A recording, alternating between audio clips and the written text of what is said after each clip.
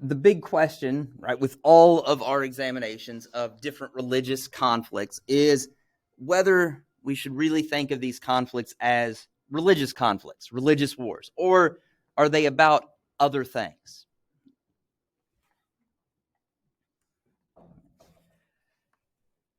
To answer this question specifically in regards to the 30 Years' War, we're going to look at the motivation of the main players, the people who are waging the war. On the one hand, this is going to be people like the rulers of countries. Or in some cases, we might be talking about the princes of certain Protestant German territories within the Holy Roman Empire. But in either case, we're talking about rulers. We're also going to be talking about the rank and file soldiers, and that's where the term rank and file comes from. We use it to refer to basic employees of a company. In terms of a school district, you might talk about the rank and file teachers. These are the people who take orders and carry them out. And they get their orders from the people in charge. In this case, it's the rulers.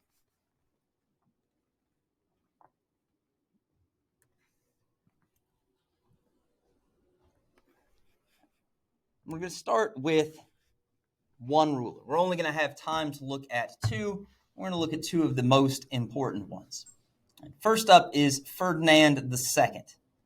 Now, this is not Ferdinand II of Spain. That was King Ferdinand, a different Ferdinand at an earlier time.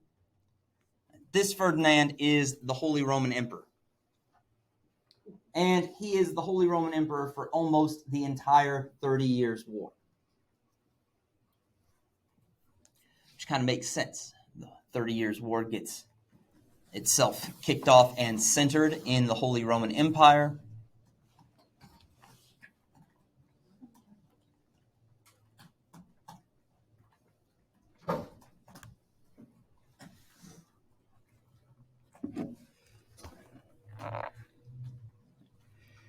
Publicly, his motivation for fighting. Remember, we're always talking about three categories of motives: the public motives, the motives we tell people about, the ones we say are our reasons for doing something. These are the motives we want people to believe are behind our actions. So publicly, what he said he wanted to do was to make the Holy Roman Empire Catholic again. Holy Catholic. There were lots, not holy like H-O-L-Y, like Holy Spirit kind of holy, but holy is in the entire thing, right? Catholic. Yes, Rakaya. We don't do that. Somebody else may have that question later. Okay.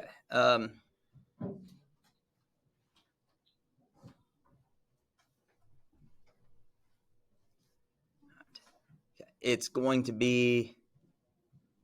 Oh, that is interesting. Yeah, I don't know why. Okay, I don't know why that something dropped out of the Google Slides. All right, so let me help you out with this. I'll figure out what happened later, but okay. Yeah, thank you, Rikai. I'm guessing you had that question a little longer. Next time, just shout at me a little earlier. So, what should be here is too many kings, emperors, and princes.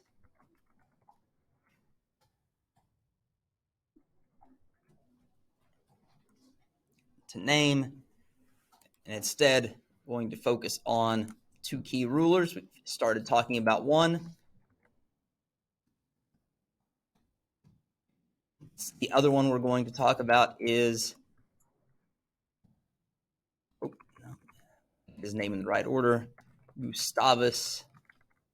Matter of fact, it's not even August at all. I don't know where I was going with that. Gustavus Adolphus.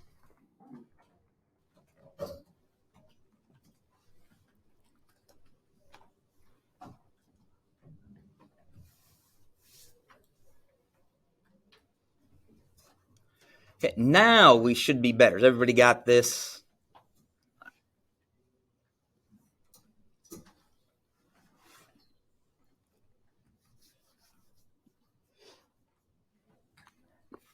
And as with yesterday, in this case, it's kind of hard to distinguish private motives, the motives that aren't necessarily bad or selfish, but that we don't broadcast as our reason for doing something, and ulterior motives, which are motives that might be bad or selfish that we do work to keep secret.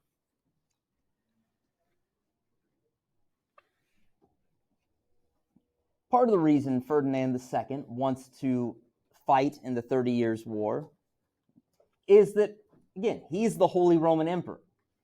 The 30 Years' War is centered on the Holy Roman Empire. And a lot of it is because of Protestant rebels. In particular, there are some Czech rebels within the Holy Roman Empire. And they have this tendency to throw people they don't like out of windows. We'll have an Ed Puzzle assignment later to kind of go into some of the details about Czechs and throwing people out of windows, which, believe it or not, throwing people out of windows has its own official word. That word is defenestration. I know, you would not have thought that there was a word that means throwing people out of windows or having been thrown out of a window. I guess being defenestrated means throwing somebody out a window. Now, I don't want you guys to start throwing people out of windows just to give you the opportunity to use the word defenestrate or defenestration, but it's there, and you'll learn a little more about that later. But rebels, whether they're throwing people out of windows or not, are a major headache for Ferdinand. And he wants to put them down to regain control politically.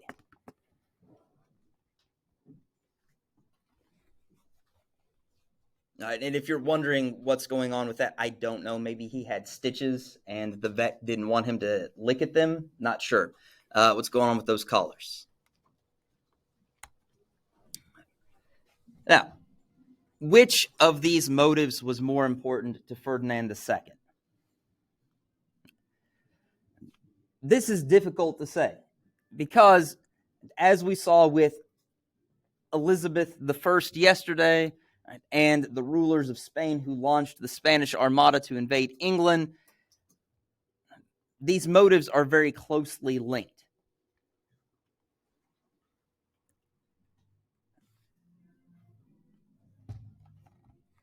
Part of this is because a lot of the rebels were Protestants. They were rebels partly because they were Protestants, but some of them were also rebels because they wanted more political authority for themselves. For Ferdinand, though, politics is important. He wants his power to be respected, but he was a Catholic zealot. Now, what I want you guys to tell me in the Pear Deck, and I don't want you looking it up, what do you guys think it means for someone to be a zealot?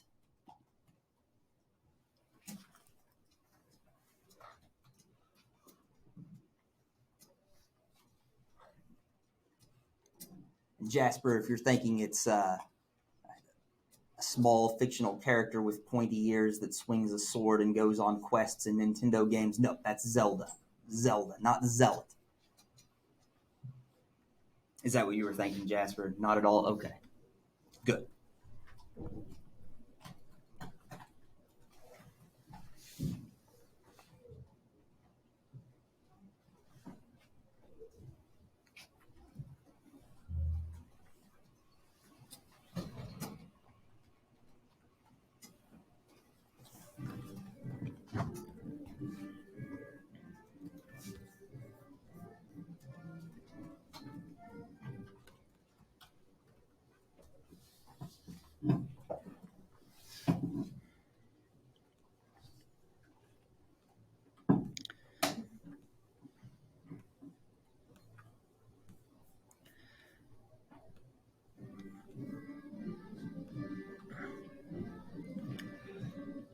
All right. Now, some of you did go with the official definitions. For this, I'm going to focus on these two, which seem like kind of off-the-cuff answers, and that's what I was going for, so that's fine. Except if I make it go away. All right. So, often these are leaders. They don't have to be. The key is that they are obsessed with religion or an idea. And when we think of zealots, we often think of people who are crazy. Now, they don't have to be crazy, but their idea does need to be incredibly important to them. And as we get to these more textbook definitions, they do need to be fanatical and refuse to compromise. That's a zealot, right? It is either their way or the highway. You're for them or against them.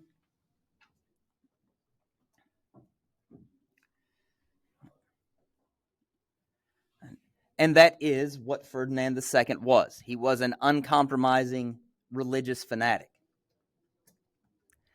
His family had isolated him from Protestant influences.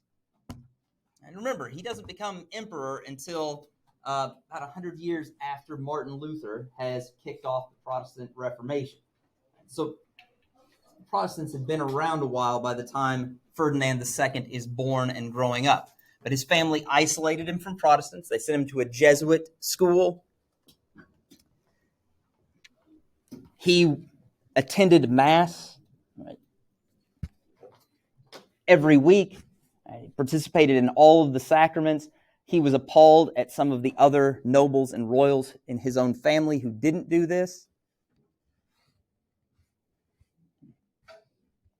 And he believed that his authority and his belief in the Catholic faith would be rewarded with his rule being accepted, right? And that was the only way to have just rule, was to rule and fight for your rule based on your faith. He was also a big participant in what was called the Counter-Reformation, the efforts to oppose Luther. And so he's not just a political ruler, he is very much doing this right out of religious reasons. Does it mean politics aren't important? No, right? But in his case, as with some others, it's kind of hard to figure out what's more important to these people. We may decide it's a little easier when we get to Gustavus Adolphus. He is the King of Sweden.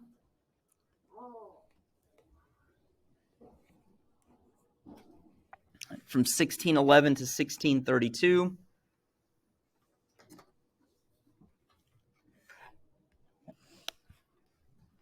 Publicly, he is fighting to defend Protestantism and the rights of Protestants.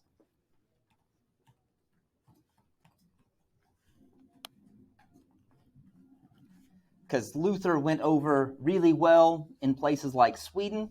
Matter of fact, the official church in Sweden is the Lutheran Church.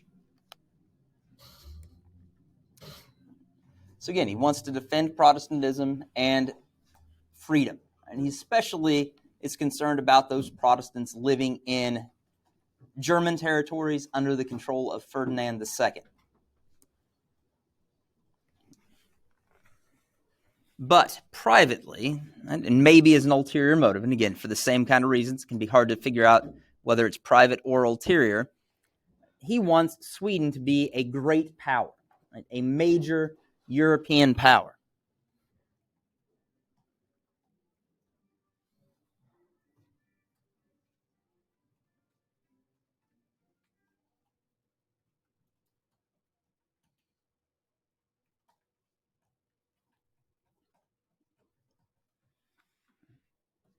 And he's pretty good at making Sweden a major military power. He also, part of wanting him to be a great power, is he wants to make his rivals less powerful. One of his major rivals is the Holy Roman Empire. Right? If he stirs the pot in the Holy Roman Empire and whips up civil war there, he can keep the Holy Roman Empire divided and weak and less of a threat to Sweden.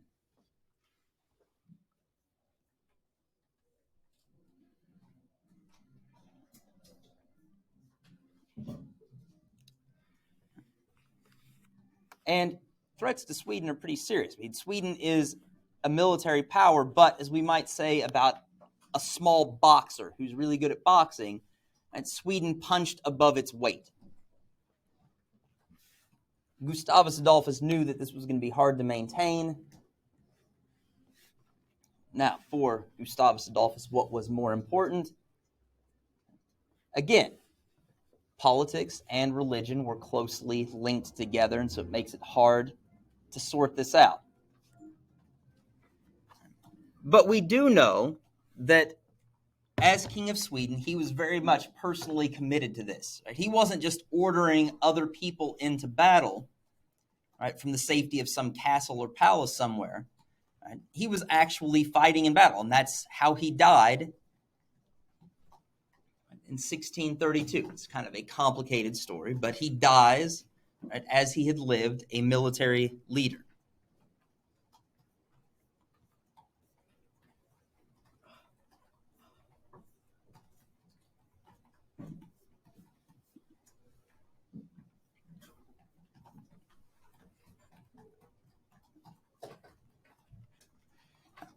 Dying in battle is kind of the ultimate version of putting your money where your mouth is. Right? He was backing up what he said with what he did.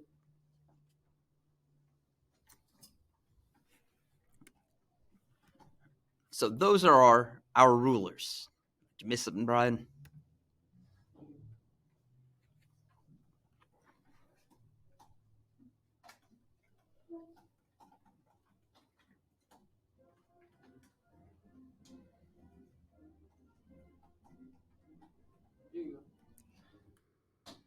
Now, as for the soldiers, we have to distinguish between two main types of soldier. There are what we're often referred to as the regulars. These are soldiers who are official members of their countries or their rulers' armies.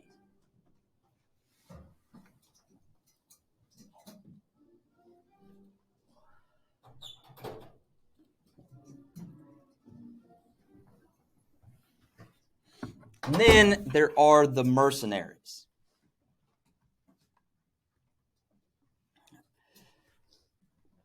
Mercenaries are hired guns, soldiers of fortune.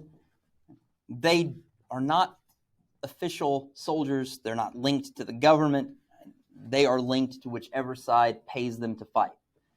We can see this right now in Russia's war with Ukraine. There is the Russian army that gets its pay from the government of Russia because they are soldiers that officially work for the government and army of Russia. There are also mercenary groups like the Wagner Group or the Wagner Group. They may be mostly Russians, but they are not part of the army. They only continue to fight on the Russian side as long as the Russian government keeps paying them. In theory, if the Ukrainians were to offer them more, you could probably get them to switch sides. So what motivated these soldiers?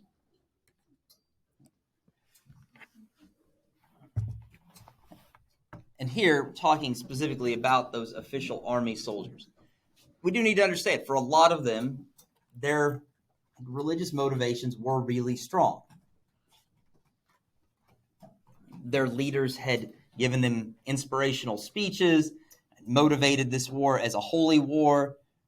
And it was. I mean, and a lot of the language, right, was even perhaps stronger than the language in the Crusades. Even though these were Christians fighting Christians, they often referred to the other side as things like the Antichrist. So there was pretty strong feeling. But right, soldiers still had to be paid. Right? They're not doing it just out of religious feeling. You have to pay them, you have to feed them. If you stop doing those things, you'll find that sometimes your soldiers will just desert.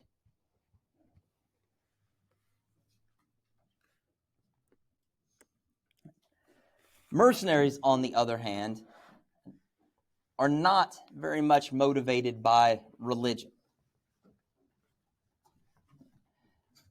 And we know this not just because they were soldiers for hire, but because we have lots of examples of Protestant mercenaries fighting for Catholics and Catholic mercenaries fighting for Protestants. They didn't care which religion they fought for, as long as they were being paid.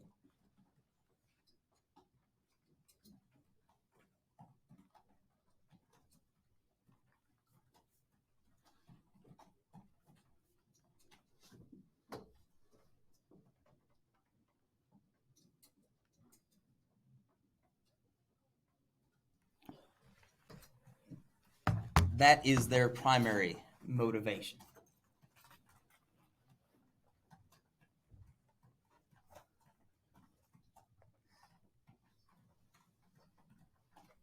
They liked to be paid. They liked to show off they were being paid. And I know it doesn't look like it. My guess is that Grace is not looking at this fella and thinking, wow, man, what a snappy dresser. Where was he when homecoming happened, right? Would have been a great guy to dance with, right, Grace? It's not what you're thinking. No, you wouldn't want to be caught dead with a guy dressed like that now. But in that time period, that was like the height of fashion and showing off. Right? This was something that mercenaries were known for, as being flashy dressers by their standards. All right, that concludes our notes. It did take a little bit longer, so we don't have an official exit slip, but what I would encourage you to do is work on the Ed puzzle from yesterday. I know some of you have finished, but quite a few of you still need to finish those videos and answer the questions. So go ahead and save your notes. Unless you missed something, go ahead and upload them to the assignment. This assignment, I know we've had several that are using the same set of notes documents.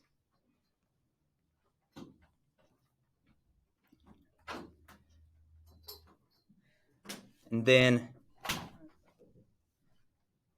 wait for Canvas to catch up.